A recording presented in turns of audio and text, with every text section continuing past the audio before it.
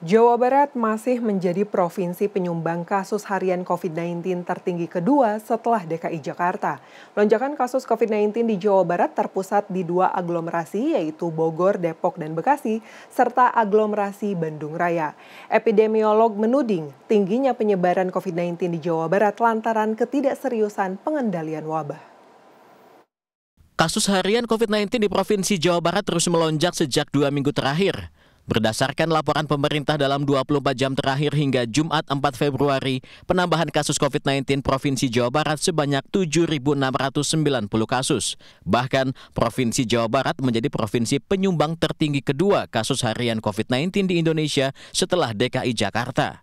Menurut Gubernur Jawa Barat Ridwan Kamil, lonjakan kasus COVID-19 di Jawa Barat terpusat di wilayah aglomerasi seperti Bogor, Depok, Bekasi, dan Bandung Raya. Pihaknya menyatakan telah meminta Rumah Sakit Siaga 1 mengantisipasi lonjakan kasus COVID-19 di tengah penyebaran varian Omikron. Kita sudah keliling persiapan semua rumah sakit ya, karena bor juga makin naik.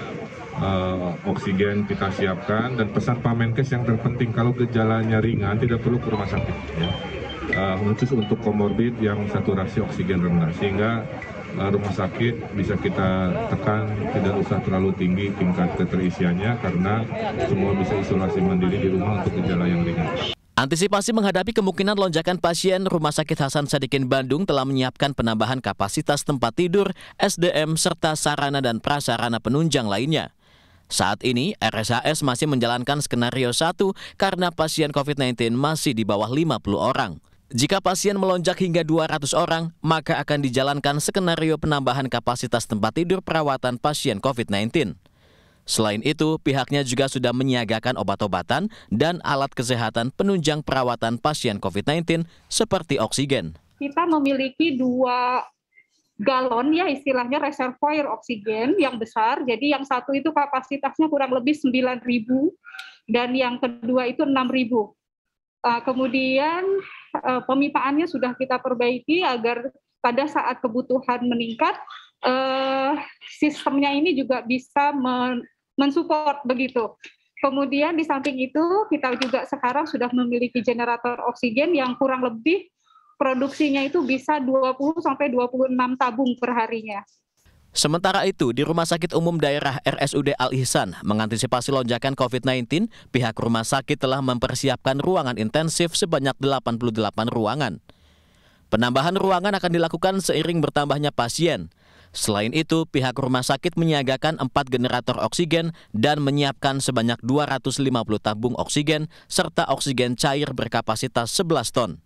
Jumlah perawat juga ditambah sebanyak 70 orang. Kenapa kita menambah jumlah SDM atau merekrut pegawai yang baru sebanyak 70 orang? Itu selain mengantisipasi adanya lonjakan COVID-19, kita pun sedang mempersiapkan penambahan tempat kamar tidur gitu ya, yang tadinya sekitar 500 menjadi 600-an.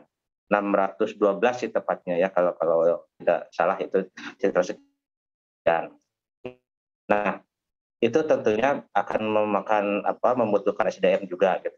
Epidemiolog menunjuk bahwa melonjaknya kasus harian COVID-19 saat ini terjadi lantaran ketidaktegasan pemerintah dalam menangani wabah, seperti rendahnya kapasitas tracing dan testing, juga penerapan karantina dan isolasi yang tidak dilakukan dengan baik. Padahal semua instrumen itu menjadi pengendalian dasar di dalam epidemi. Apa tanda ketidakseriusan kita dalam mengurusi karantina? Pertama, terlalu banyak diskresi. Kita tidak pernah tegas. Kedua, pungli. Dan itu bukan lagi menjadi rahasia umum. Itu semua orang sudah tahu tentang hal tersebut. Ketiga, joki. Keempat, pengurangan masa karantina. Ini sebenarnya kita sedang melakukan apa? Jadi kalau hari ini kasus kita meningkat berkali lipat, itu memang sudah seharusnya begitu. Kenapa? Karena kita tidak pernah serius melakukan pengendalian terhadap pandemi ini.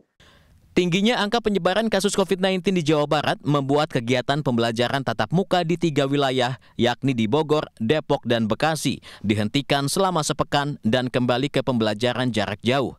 Sementara untuk di luar 3 wilayah tersebut, pembelajaran tatap muka tengah dievaluasi. Zai Ul Haq, Rizky Rahadian, Bandung, Jawa Barat.